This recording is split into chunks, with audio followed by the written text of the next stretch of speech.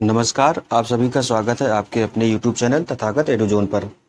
उत्तर प्रदेश अधीनस्थ सेवा चयन आयोग लखनऊ द्वारा यूपी ट्रिपल एससी का 2023 वाली जो वैकेंसी है उसका नोटिफिकेशन आज जारी हो गया है और आज से ही फॉर्म भरने भी शुरू हो गए हैं।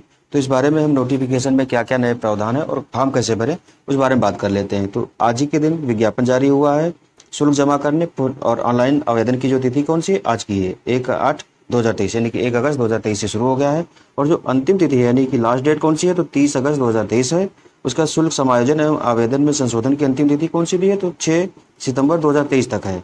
यानी कि शुल्क जमा करने के बाद में उसको समायोजित करना पड़ेगा उसको। फिर इसके बाद में बात की गई है कि शुल्क जमा करने की अंतिम तिथि क्या है तो 30/8 यानी कि 30 अगस्त को ही शुल्क जमा किया जाएगा। उसके शुल्क जमा करने के बाद में 6 सितंबर तक का समायोजन की अवधि दी गई, यानी कि अब फॉर्म में संशोधन कर सकते हैं अगर कुछ भी गलत हो गया है और शुल्क समायोजन कर सकते हैं। तो दो चीज़ें ये 30 से 6 के बीच में की जाएंगी, लेकिन आपको ऑनलाइन फॉर्म अपना 30 अगस्त तक ही भर लेना है, ठीक है। इसके बाद कहा गया कि इस तिथि के बाद अगर कोई भी शुल्क जमा किया जाता है तो स्वीकार नहीं किया जाएगा। और उसके बाद प्रिंट आउट भी आप तभी निकाल पाएंगे जब शुल्क समायोजित कर लेंगे। जमा शुल्क का समायोजन बैंक द्वारा नहीं कर दिया जाता है तब तक आप प्रिंट आउट नहीं निकाल पाएंगे। शुल्क समायोजन का समय क्या होगा तो 30/8 यानी कि 30 अगस्त 2023 से लेकर के उसके पश्चात 7 दिवस के अंदर अर्थात 6/9/2023 तक अनिवार्य रूप से कर लिया जाना चाहिए। इस अवधि के में अभ्यर्थी द्वारा अपने आवेदन पत्र में अनुमन्य विवरण को संशोधित किया भी जा सकता है। तो 30 से लेकर के 6 सितंबर के बीच में आप 30 अगस्त से लेकर के 6 सितंबर के बीच में आप इसको संशोधित भी कर सकते हैं, ठीक है। फिर आगे इसमें क्या है तो इसमें कहा गया है कि जो ट्रिपल एससी एग्जाम कराता है यानी कि पीईटी जो कराता है प्रारंभिक परीक्षा अर्थात उसमें समूह ग की जितनी वैकेंसी होती है उनके लिए द्विस्तरीय प्रणाली का यानी कि प्राथमिक प्रणाली के लिए पेड कराया जाता है, मेंस के लिए अलग से फॉर्म आता है। तो उसमें समूह ग के लिए जितनी वैकेंसी आती है उनके लिए पेड कराया जाता है। फिर इसमें कहा गया कि अधीनस्थ सेवा चयन निधि की परिधि में आने वाले समूह ग के समस्त पदों के लिए चयन हेतु संबंधी कार्यवाही द्विस्तरीय परीक्षा प्रणाली के आधार पर की जाएगी। उसके बाद द्विस्तरीय परीक्षा प्रणाली का शासनादेश 2020 के तहत इसको किया गया था। आगे बात करते हैं कि ऑनलाइन आवेदन कैसे करना है आप लोगों को। तो इसमें हम देखते हैं कि जो पेट एग्ज़ाम है उसके लिए जो आयोग की वेबसाइट है यूपी ट्रिपल एससी की जो वेबसाइट है https://upSSC.gov.in पर जाकर के आप लोग आवेदन कर सकते हैं। और इसके अलावा अन्य किसी माध्यम से आवेदन स्वीकार नहीं किए जाएंगे और ऑफलाइन भी आवेदन स्वीकार नहीं किए जाएंगे। आपको यूपी ट्रिपल एससी की जो ये वेबसाइट है ऑफिशियल upSSC.gov.in पर या सरकारी रिजल्ट पर आप जाएंगे तो वहाँ से आपको डायरेक्ट होम पेज पर ले जा करके इसके आप आवेदन वहाँ से भी कर सकते हैं। उसके बाद में कहा गया है कि प्रारंभिक अर्थता परीक्षा 2022 का परिणाम जो आया था वो कब जनवरी 2023 को जारी किया गया था, जो कि 1 वर्ष तक मान्य रहेगा, यानी कि 24 जनवरी 2024 तक मान्य रहेगा। अतः आयोग द्वारा विभिन्न पदों के सापेक्ष चयन हेतु मुख्य परीक्षा के लिए अभी तक उसी को किया जाएगा, ठीक है। क्योंकि इसका एग्जाम भी जो अभी नोटिफिकेशन आया इसका एग्जाम हो सकता है या तो सितंबर में होगा या अक्टूबर में होगा। तो जब रिजल्ट आते आते टाइम लग जाएगा, तब तक आपका जो पिछला वाला है वही मान्य रहेगा। उसके बाद कहा गया कि 24 जनवरी 2024 तक निर्गत किए जाएंगे उन परीक्षाओं हेतु प्रतिभाग हेतु अभ्यर्थियों को जो शॉर्ट लिस्टिंग होगी वो पिछले 2022 वाला जो पेट का आपका 2022 वाला पेट का जो आपका स्कोर कार्ड है उसी के आधार पर की जाएगी, ठीक है। उसके बाद कहा कि प्रारंभिक परीक्षा 2022 के परिणाम की वैधता अवधि समाप्त होने के उपरांत ही परीक्षाओं के आयोजन हेतु 2023 के स्कोर कार्ड का यूज तब किया जाएगा जब आपका ये नोटिफिकेशन जो 2022 वाला स्कोर कार्ड है उसकी डेट खत्म हो जाएगी, उसके बाद ही इसका आएगा।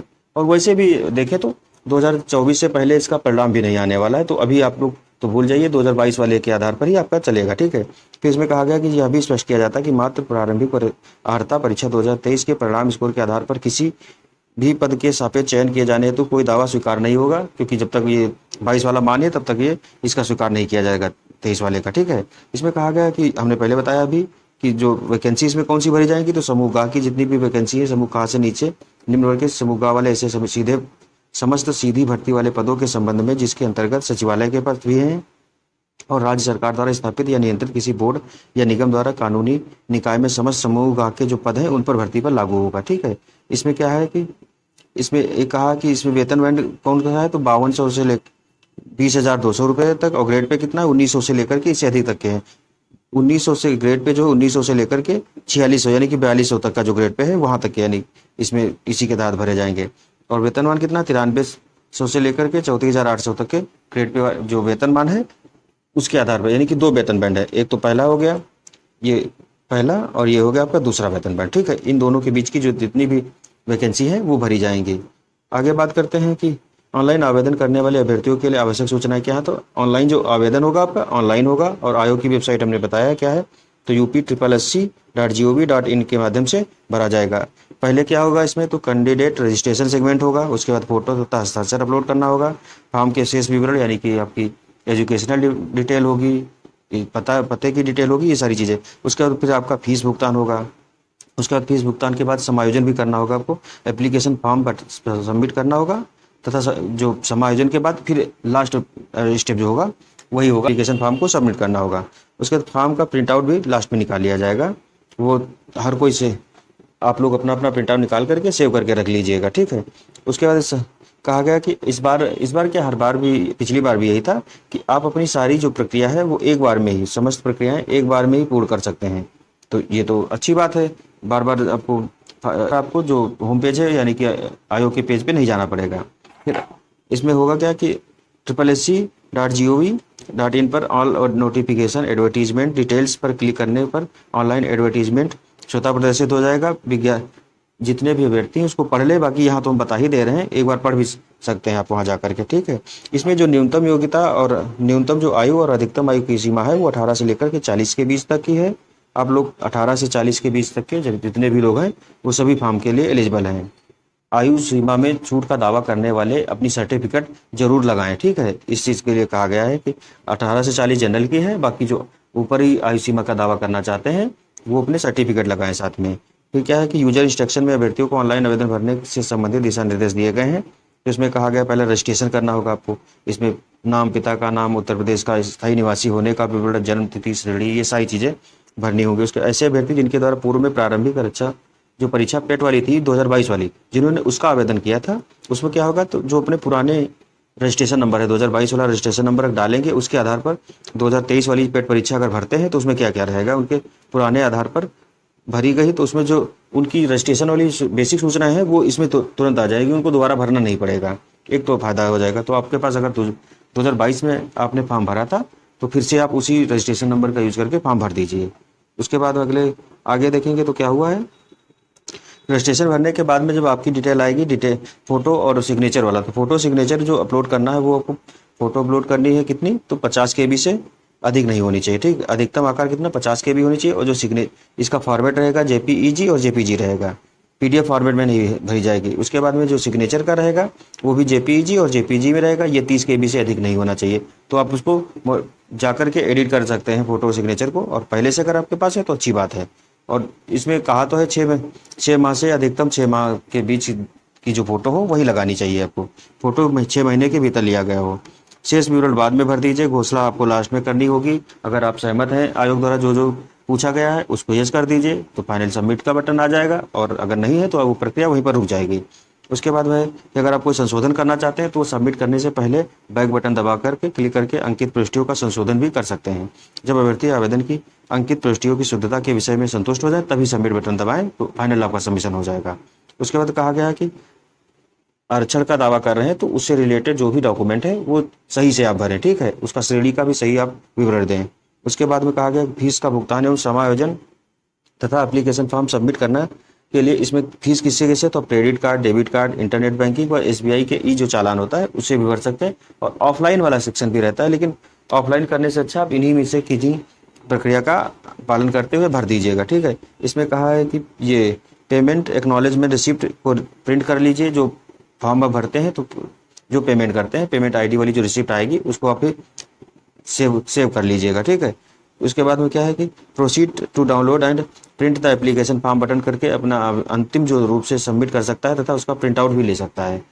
अगर आप सबमिट करने के बाद प्रिंट आउट नहीं निकाल पा रहे हैं अपनी एप्लीकेशन का, तो आयोग की होम पेज पर जाइए, वहाँ एप्लीकेंट सेगमेंट पर जाइए, ऑप्शन रहेगा एप्लीकेंट सेगमेंट, उसके अंतर्गत दिए गए लिंक को क्या है तो update your transaction ID by double verification, इस पे जाकर के जब आप जाएंगे तो वहाँ आपसे ट्रांजैक्शन ID, इसीलिए कहा कि जो आप पेमेंट कर रहे हैं उसकी प्रिंट आउट ले लीजिएगा पेमेंट वाले का, तो उस वहाँ से आप ट्रांजैक्शन ID दी होगी उसको जाकर के डबल वेरिफिकेशन वाला ऑप्शन आएगा, उसको वहाँ से जाकर के अपनी जो ट्रांजैक्शन ID है उसको वेरीफाई कर लेंगे, तो उसके बाद अपना एप्लीकेशन जब से फाइनल सबमिट हो जाएगा तब एप्लीकेशन फॉर्म निकल जाएगा। और इसको इस तरीके से समायोजन भी किया जाएगा जो आप पेमेंट दे रहे हैं। इसके बाद में आगे बात करते हैं, तो एसबीआई के चालान डाउनलोड कर एसबीआई की किसी भी शाखा में, या अगर आप ऑफलाइन करना चाहते हैं तो पेमेंट ऑफलाइन भी कर सकते हैं। और उसके बाद में है कि शुल्क का भुगतान करने के बाद में अभ्यर्थी द्वारा एप्लीकेंट सेगमेंट के अंतर्गत update your transaction ID by double verification mode के माध्यम से ई चालान का विवरण भर कर शुल्क का समायोजन किया जाएगा। ये 30 लेकर के 6 सितंबर के बीच में आपका ये जो समायोजन, शुल्क समायोजन वाला कार्यक्रम है वो जो उसी समय हो जाना चाहिए, और संशोधन भी उसी बीच में किया जाएगा। अभ्यर्थी द्वारा शुल्क के सफल भुगतान एवं समायोजन के उपरांत ही आवेदन को अंतिम रूप से सबमिट किया जा सकेगा। तो ये चीज़ आप याद रखिए, और इसको 30 से लेकर के 6 सितंबर के बीच में कर भी लीजिएगा। क्या है, तो इस अवधि में आयोग की वेबसाइट के होम पेज पर एप्लीकेंट सेगमेंट के अंतर्गत दिए गए फी डिपोजिशन पर क्लिक कर credit card, debit card, internet banking challan के माध्यम से वेबसाइट पर दिए गए निर्देशों का पालन करते हुए भुगतान कर सकते हैं। ऐसे लोग जिनका फीस नहीं जमा हुई है वो वहां से जाकर के फॉर्म भरने के बीच में भी अगर नहीं हो पा रहा तो बाद में जाकर के जो आयोग की होम पेज है वहां से जाकर एप्लीकेंट सेगमेंट के अंतर्गत फी डिपोजिशन से वहां से भी कर सकते हैं, अगर फीस आपकी पहले नहीं जमा हो पाई है। अभ्यर्थी शुल्क जमा करने की निर्धारित अंतिम तिथि के उपरांत शुल्क जमा नहीं कर पाएंगे और ना ही अपना आवेदन अंतिम रूप से सबमिट कर सकेंगे। तो ये भी चीज़ आप देख लीजिए। उसके बाद शुल्क लग कितना रहा, तो जनरल के लिए है 185 रुपये, ओबीसी के लिए 185 रुपये, SC ST के लिए 95 रुपये है, और जो दिव्यांग हैं, दिव्यांगजनों है तो 25 रुपये है। और बाकी जो इसमें स्वतंत्रता संग्राम सेनानी के जो आश्रित हैं, भूतपूर्व सैनिक हैं, कुशल खिलाड़ी हैं, महिला अभ्यर्थियों के लिए इनकी श्रेणी में जैसे जैसे जो आरक्षित में आते हैं, यानी कि जो रिजर्व वाले रहते हैं वो अपनी श्रेणी में, उसके बाद सामान्य वालों की जो महिलाएं और बाकी ये सारे आते हैं तो इनका इसी के आधार पर शुल्क लिया जाएगा। उसके बाद में कहा गया है कि प्रिंट आउट आप होम पेज से जाकर के एप्लीकेंट सेगमेंट में नो योर रजिस्ट्रेशन के अंतर्गत print detailed application form button पर क्लिक करेंगे तो वहां से भी आप निकाल सकते हैं। अभ्यर्थियों को अभिलेखों की समीक्षा परीक्षण के समय इस फॉर्म की एक प्रस्तुति जो कॉपी होगी, जब आप फाइनल आपका सिलेक्शन होगा तो ये फॉर्म ले जाना पड़ेगा, तो इसलिए आप निकाल कर या सेव करके PDF फॉर्म में रख लीजिएगा। आवेदन पत्र में संशोधन कैसे होगा, तो अभ्यर्थी अंतिम रूप से आवेदन सबमिट करने के बाद ही आवेदन पत्र में संशोधन कर सकता है। संशोधन हेतु अभ्यर्थी आयोग की वेबसाइट के होम पेज पर मॉडिफाई सबमिटेड एप्लीकेशन पर क्लिक कर वांछित विवरण भरने के उपरांत जब लॉगिन करेगा तो उसके रजिस्टर्ड मोबाइल नंबर या जो आपकी ईमेल आईडी है उस पर OTP आएगा। OTP प्राप्त होने के बाद में अभ्यर्थी द्वारा OTP जब प्रविष्ट किया जाएगा यानी कि भरा जाएगा तो अभ्यर्थी अपने आवेदन पत्र के किसी भी फील्ड में इसको संशोधित कर सकता है, परंतु वो अपना क्या है तो रजिस्टर्ड मोबाइल नंबर और जो आपकी ईमेल आईडी है उसमें कोई संशोधन नहीं कर सकता है। तो ये चीज़ आप ध्यान रखिए कि मोबाइल नंबर और ईमेल आईडी आप वही डालिएगा जो आपकी चालू हालत में हो और यूज में हो, ठीक है। फिर आवेदन पत्र में संशोधन, इस विज्ञापन में उल्लिखित संशोधन की अंतिम तिथि क्या है, तो 6 सितंबर 2022। अब ये आयोग ने गलती से लिख दिया 2022 नहीं 2023 होगा यहाँ पर, ठीक है। 2023 तक ही अनुमान्य है। उक्त तिथि के उपरांत आवेदन में पत्र में संशोधन किया जाना संभव नहीं होगा। इस संबंध में त्रुटि सुधार संशोधन हेतु कोई प्रत्यावेदन स्वीकार नहीं किया जाएगा। तो आप लोग याद रखिए कि 6 सितंबर तक आप जो भी संशोधन करना चाहते हैं फॉर्म भरने के बाद में 6 सितंबर तक लास्ट डेट यही है संशोधन की और फिर समायोजन की। तो दोनों काम कर लीजिएगा और कोशिश करिए कि जितनी जल्दी हो सके उतनी जल्दी भर लीजिए, बाद में सर्वर भी डाउन हो जाता है। तो इसलिए शैक्षिक अर्हताएं क्या है, तो आप हाई स्कूल से लेकर के जितनी भी ऊपर की डिग्री लिए हैं सारे लोग वैध हैं, सारे लोग एलिजिबल हैं पेट का एग्जाम देने के लिए। उसके बाद में आगे इनका देखते हैं कि शैक्षिक अर्हता के बाद में आयु सीमा क्या है, तो 18 से लेकर के 40 साल तक के सामान्य आयु वर्ग के, और उसके बाद अपने अपनी श्रेणी के अनुसार जो भी आयु सीमा में छूट का दावा करते हैं वो सारे से एलिजिबल है। तो 18 से लेकर के 40 तक के आप सभी लोग एलिजिबल हैं। उसके बाद कहा कि जो उनकी डेट आप काउंट की जाएगी, तो कहा कि जिन्होंने 1 जुलाई 2023 को न्यूनतम आयु 18 वर्ष पूर्ण कर ली हो तथा 40 वर्ष से अधिक आयु प्राप्त न की हो, प्रारंभिक अर्हता परीक्षा जो है 23 के लिए पात्र होंगे। तो 1 जुलाई 2013 से आपकी एज काउंट है। बाकी आप जब भी फॉर्म भरते हैं तो आपके जितने भी जो डिग्री वाले हैं, जैसे हाई स्कूल हो गया, ये सारी जो मिनिमम क्वालिफिकेशन है वो कम से कम आप कंप्लीट होने चाहिए। तो आपका रिजल्ट है आपके फॉर्म भरने से पहले आ गया होना चाहिए, ये आप मान के चलिए, ठीक है, तभी फॉर्म भरिएगा। नहीं आया है तो आप फिर उसके लिए मान्य नहीं होगा, बाद में आयोग दिक्कत करेगा। प्रारंभिक अर्हता परीक्षा का परिणाम घोषित होने के उपरांत आयोग द्वारा निर्गत किए जाने वाले विज्ञापनों व उनसे संबंधित मुख्य परीक्षाओं हेतु अभ्यर्थियों की न्यूनतम जो अधिकतम आयु सीमा की गणना विभाग से प्राप्त अधियाचन, ये बाद में जैसे जैसे जब मुख्य परीक्षा होगी तो उसके आधार पर जैसी जैसी रिकमेंड होगी आयोग जो विभाग है अपनी उस आधार पर आपकी आयु के हिसाब से, लेकिन पेड के लिए आप 18 से 40 के बीच के लिए एलिजिबल हैं, ठीक है।